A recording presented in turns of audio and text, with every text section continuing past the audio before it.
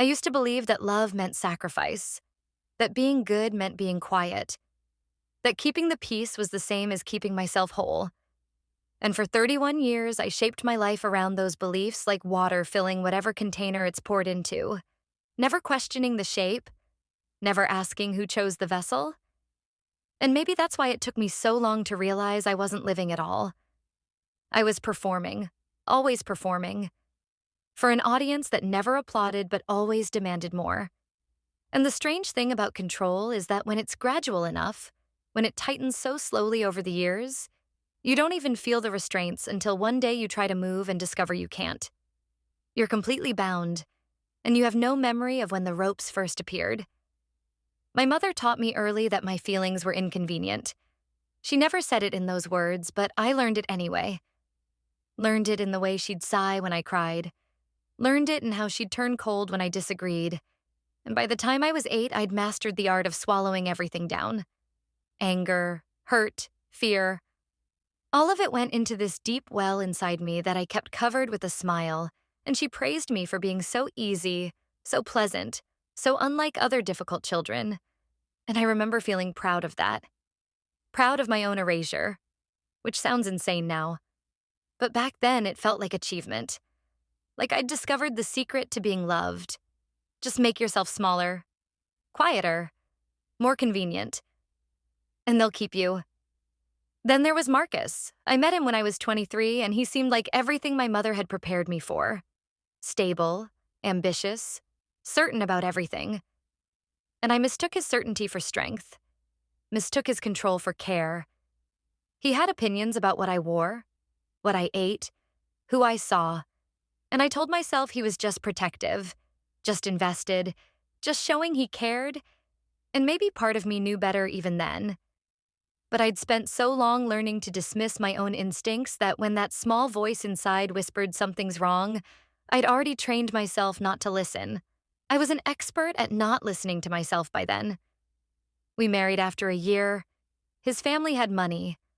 Old money that came with expectations and a social circle that felt like a job I hadn't applied for. Dinner parties where I smiled and nodded and agreed and made sure Marcus looked good, made sure I looked good, made sure everything looked exactly right from the outside. And it did. God, it really did. We had the house, the right address, the right cars. I even had the right hobbies. Charity work that his mother suggested. Tennis at the club. Book groups with women who never actually talked about books. And somewhere in all of that, I lost track of what I actually wanted, because wanting things had become dangerous. Every desire I expressed became something Marcus could approve or deny. And he denied more than he approved, always with a reason that sounded rational. We can't afford it even though we could. That's not really you, even though it was maybe next year, which never came. The thing about psychological control is it doesn't announce itself. There's no moment where someone sits you down and says, "From now on, I own you." Instead, it's 1,000 tiny moments. A raised eyebrow when you state an opinion, a subtle correction in front of others, a way of retelling your stories that makes you sound foolish or forgetful, and over time you start to doubt everything. Your memory, your judgment, your right to feel what you feel. And I became so uncertain of my own mind that I'd check with Marcus about the smallest things. Did I really say that? Did that really happen? Was I remembering correctly? And he always had the answer. Always knew better than me about my own life. And I accepted that. I actually accepted that another person understood my reality better than I did. My friend Sarah noticed before I did. We'd been close since college, and she was one of the few people from my before life that Marcus tolerated. Barely.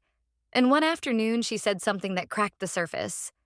She said, "You know you don't have to ask permission to order what you want at lunch." And I laughed it off.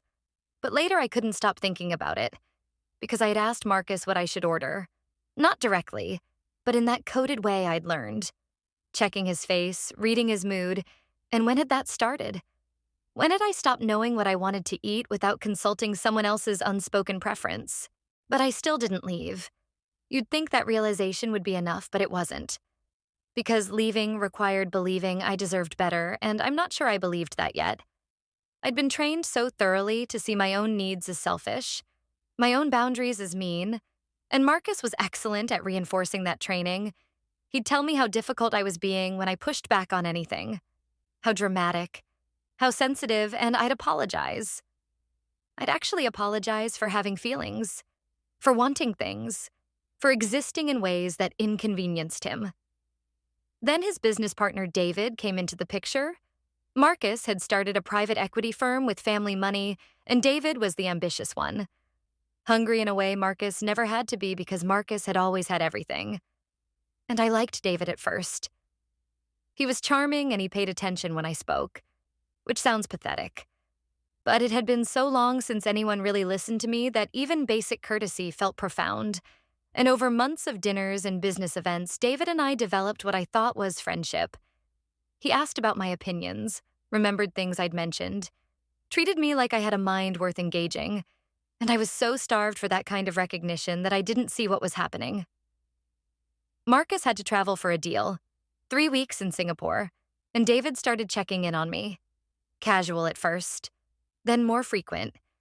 And I told myself it was friendly, told myself I was being paranoid when I felt something else underneath his attention, but I wasn't paranoid. I was finally paying attention. And one night he showed up at the house with wine and an excuse about needing to grab documents Marcus had left behind. And I knew. I absolutely knew I shouldn't let him in, but I did. Because I'd spent my entire life doing what was expected. Being polite, not making scenes. And he stayed for 1 glass, then 2. And when he kissed me, I froze. I completely froze. And that freeze was me leaving my body the way I'd learned to do. The way I'd been doing since childhood whenever reality became too much. I didn't kiss him back, but I didn't push him away either. I just stood there, absent from myself. And he took that as permission. And what happened next, I won't describe in detail because it's mine to carry and I don't owe anyone the specifics. But what I will say is that I came back into my body afterward and realized I'd left it for a reason. I'd learned to disappear because staying present was too painful. And that pattern had been running my entire life, controlling me more than any person ever could. David left, and I sat on the bathroom floor until morning, not crying, just sitting. And somewhere in those hours, I understood that I'd been assaulted, but I also understood that no one would believe it because I'd let him in, because I hadn't screamed, because I'd frozen instead of fought. And I knew Marcus would find a way to make it my fault. Knew his mother would whisper about it in their circles. Knew I'd be the one who destroyed the family reputation, and that knowledge should have kept me silent, but instead it did something else. It made me angry. Actually angry for the first time in my adult life. I didn't tell Marcus when he came back. I didn't tell anyone. I just started watching. Really watching the way David moved through the world. The way Marcus trusted him completely. The way their business was structured. And I realized David had been positioning himself for months. Small moves that seemed routine but added up to control. He'd been doing to Marcus what Marcus had been doing to me. And there was something darkly satisfying about seeing Marcus experience a fraction of what he'd put me through. Watching him defer to David's judgment. Watching him doubt his own instincts. I started making copies of documents. Nothing dramatic. Just things left on Marcus's desk at home. Contracts, emails, bank statements. And I didn't know why I was doing it exactly. Just that some survival instinct had finally kicked in, the same instinct I'd been suppressing for decades. And I stored everything in a cloud account Marcus didn't know about, using the laptop I'd bought secretly with cash from selling jewelry he'd given me, small acts of reclamation that felt enormous. Then, David made his move. 6 months after that night at my house, he restructured the company in a way that pushed Marcus out, legal and clean and absolutely devastating, and Marcus came home destroyed. Actually destroyed. And I watched him experience powerlessness for the first time in his privileged life, and I felt nothing. No sympathy, no urge to comfort, just a cool observation of karma doing what karma does. But David wasn't finished with me. He called one afternoon and said we should talk. Said he had concerns about some irregularities in the company finances. Irregularities that looked like they might trace back to me. and I understood immediately what he was doing. He was going to frame me for the theft he'd committed, use me as the scapegoat for his betrayal of Marcus, and it was brilliant in a sick way. The wronged wife, the scorned woman, the unstable female who'd already proven herself untrustworthy by letting him into her house that night, and who would believe my word against his. He laid it out so carefully, how the money had moved through accounts in my name, accounts I'd never opened but had my information on them, my social security number, my signatures that he must have forged or obtained somehow. And he told me I could cooperate and keep it quiet, or I could fight, and he'd make sure everyone knew everything. About that night, about my supposed theft, about what a disaster I was. And he smiled when he said it. Actually smiled because he thought he had me. Thought I was still that woman who swallowed everything down and disappeared when things got hard. I told him I needed time to think, played the part he expected, the frightened, cornered animal, and he gave me 3 days. And in those 3 days, I didn't panic. I got methodical. I went through every document I'd copied, every email, every transaction. And I built a timeline. Not of what David claimed happened, but of what actually happened. How he'd been siphoning money for over a year.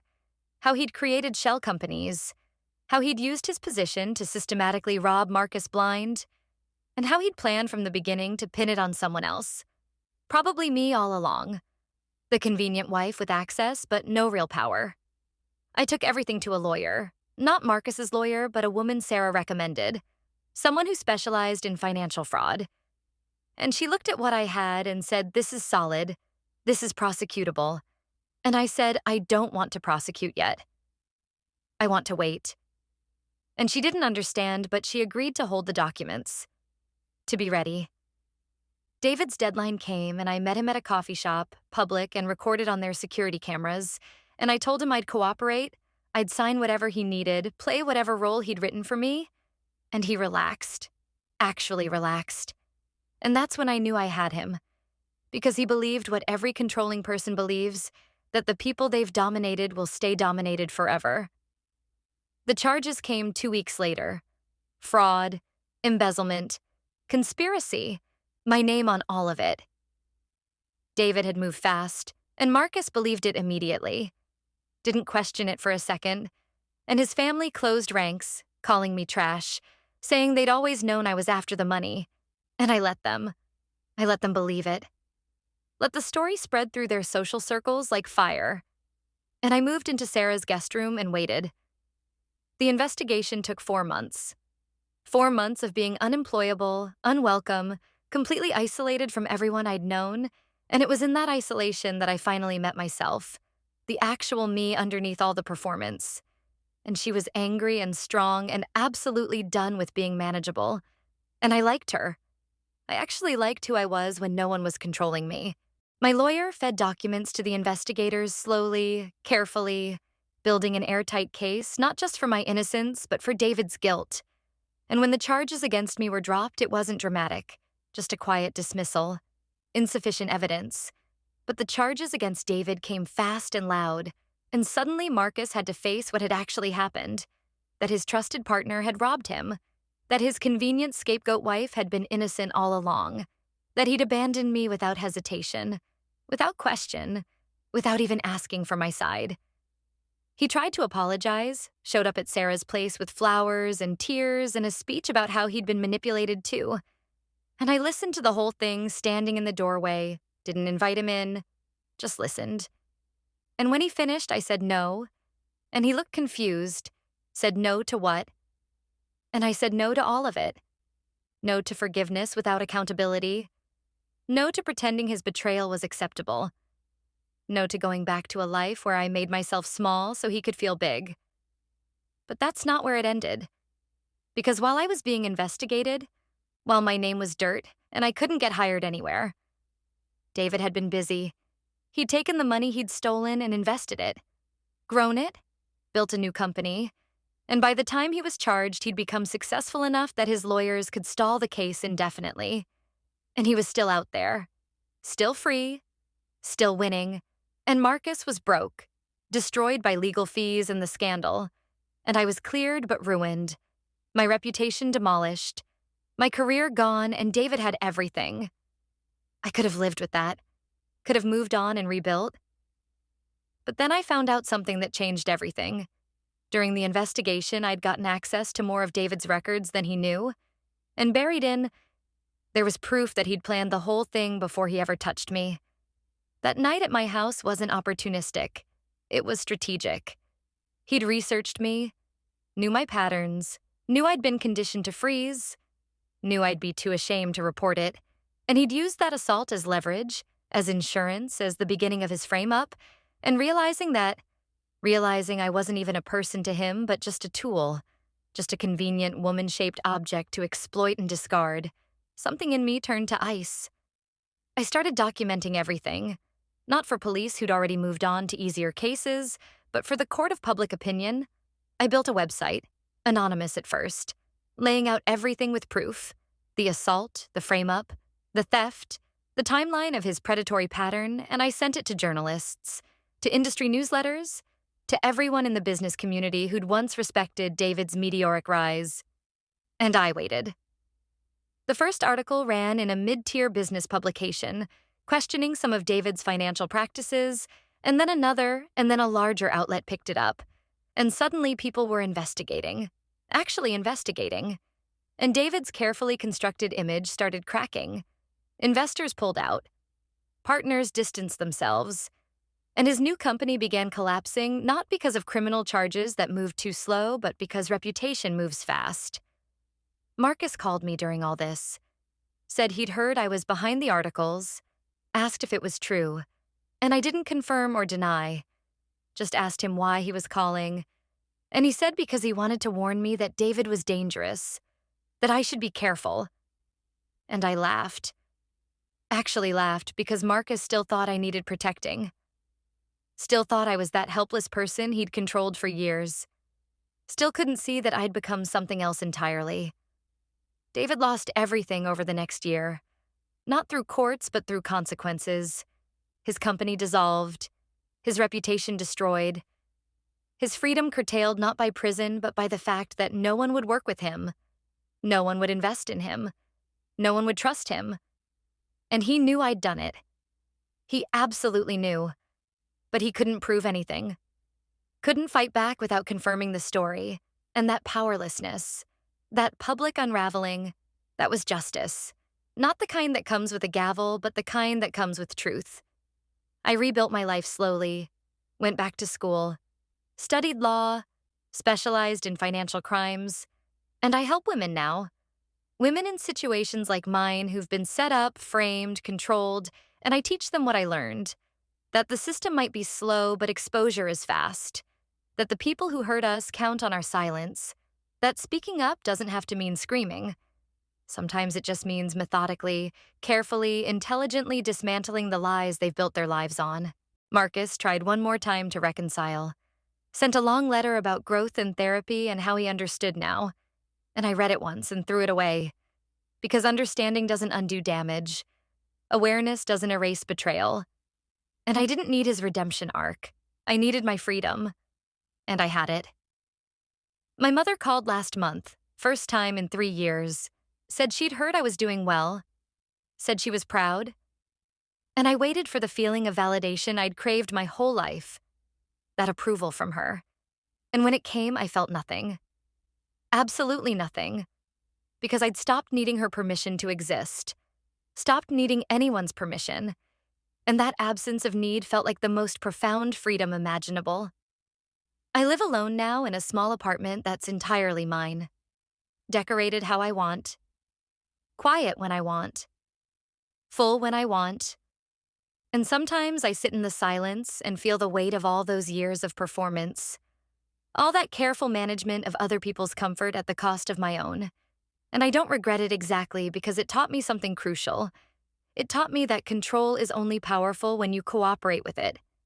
When you enforce your own restraints, and the moment you stop, the moment you simply refuse to shrink anymore, all that power dissolves because it was never real.